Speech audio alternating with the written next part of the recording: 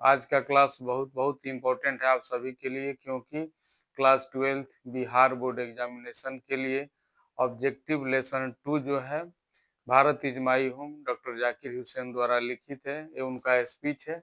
उसका ऑब्जेक्टिव बहुत मेहनत करके तैयार किया गया है बच्चों। आप लोग उसको बहुत ध्यान से, गंभीरता से इसको सुनेंगे और उसे लिखेंगे, अपने नोटबुक में लिखकर इसकी अभ्यास करेंगे प्रतिदिन, ताकि आने वाला 50 नंबर जो ऑब्जेक्टिव है उसको आप लोग अच्छा से हल कर पाएंगे। ऐसे 100 ऑब्जेक्टिव होता है, out of 100 you have to attempt for only 50।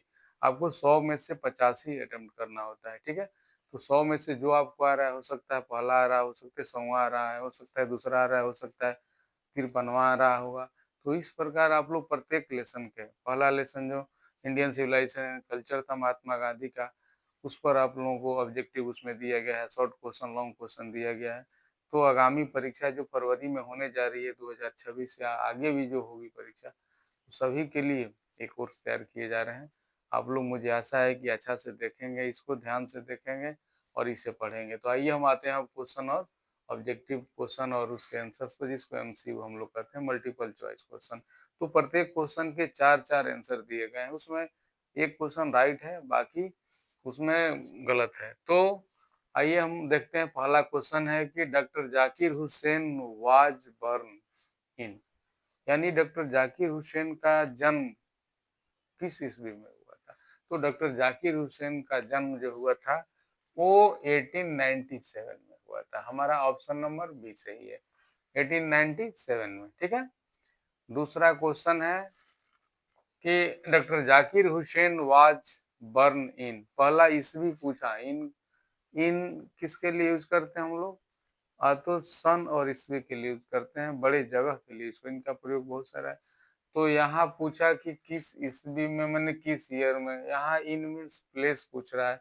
तो doctor Zakir Hussain was born in, हम कह सकते थे कि where was doctor Zakir Hussain born, ठीक है, ज्यादा क्लियर हो जाएगा।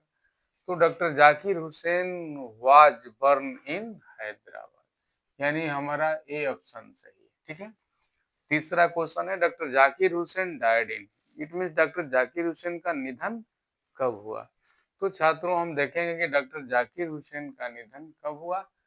तो ऑप्शन नंबर हमारा सी जो है 1969, 1969 में, ठीक है। चौथा क्वेश्चन हमारा है कि earlier doctor Zakir Hussain had served as, माने अर्लियर ही हैड सर्व्ड एज, यानी पहले वो कौन सी सेवा में थे। क्या वो असम के गवर्नर थे, क्या वो बंगाल के सीएम थे, क्या वो यूपी के गवर्नर थे, क्या वो बिहार के गवर्नर थे। तो ऑप्शन नंबर डी हमारा सही है चौथा क्वेश्चन का, क्योंकि doctor Zakir Hussain had served as the governor of Bihar earlier, ठीक है, यानी कि पहले वो राष्ट्रपति बनने से पहले बिहार के राज्यपाल रह चुके थे, ठीक है। पांचवा क्वेश्चन है power should be used only for, यानी ताकत की प्रयोग, शक्ति का प्रयोग केवल सिर्फ और सिर्फ किसके लिए हम लोग को प्रयोग करना चाहिए। तो हमारा ऑप्शन है कि मटेरियल गेन, यानी धन संपत्ति उगाहने के लिए, मेकिंग मनी पैसे बनाने के लिए, मोरल पर्पस यानी हमारी नैतिक उद्देश्य, विकास के उद्देश्य के लिए, या अदर इंटरेस्ट है। तो हमारा ऑप्शन होगा पांचवा क्वेश्चन का सी नंबर का, यानी क्या ऑप्शन कह रहा है कि मोरल पर्पस, ठीक है ना, यानी हमारी नैतिकता का उद्देश्य, यानी नैतिक उद्देश्य से हमारा नैतिकता काफी ऊंची हो, ठीक है ना। क्योंकि एक लाइन मुझे याद आ रही है मोरल पर, कि जब आपको टीवी मैकाले जब भारत आया था यहाँ पर घूमने के लिए, वहाँ से अंग्रेज भेजे थे कि जाके भारत का भ्रमण करके आओ और बताओ कि भारत की स्थिति कैसी है, फिर हम लोग भारत के प्रति अपनी रणनीति अपनाएंगे कि हम कैसे गुलाम बना सकते हैं। तो टीवी मैकाले जब भारत आया, आकर पूरे घूम करके यहाँ से गया, तो वहाँ का स्टेटमेंट दिया, स्टेटमेंट यह दिया कि I have travel length and breadth of India, but I have not seen such a person who is thief in India, I have not seen such a man who is beggar in India, the moral of Indian are so high that we can't conquer easily. It means उन्होंने कहा कि हमने उत्तर से दक्षिण और पूरब से पश्चिम भारत का प्रवास किया, भ्रमण किया, लेकिन मैंने भारत में कोई एक चोर नहीं देखा, भारत में कोई एक मैं भिखारी नहीं देखा। यानी भारतीय लोगों की नैतिकता इतनी ऊंची है कि हम उन्हें आसानी से गुलाम नहीं बना सकते हैं। इट मीन्स स्टूडेंट्स, इसी मोरल की बात हो रही है।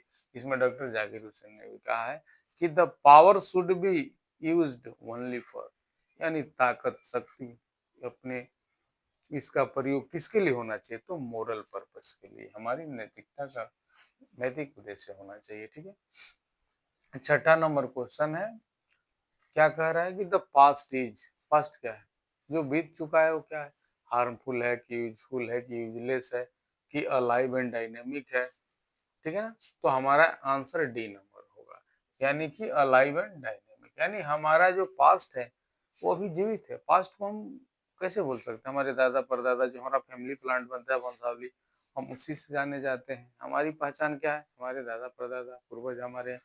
तो ये अलाइव है, पास्ट अलाइव है और डायनेमिक है। ठीक है, छठा जो क्वेश्चन हमारा है, द वर्ड एरुडिशन स्टैंड्स फॉर, एरुडिशन किस चीज को इंगित करता है, क्या बताता है, उसका क्या मतलब होता है, तो ग्रीड होता है कि पॉवर्टी की, ग्रेट नॉलेज की, स्ट्रेंथ। छात्रों हमारा ऑप्शन होगा सी, ऑप्शन सही है, ग्रेट नॉलेज। एरुडिशन का मतलब होता है ज्ञान, और कौन सी ज्ञान, सही ज्ञान, बड़ी ज्ञान।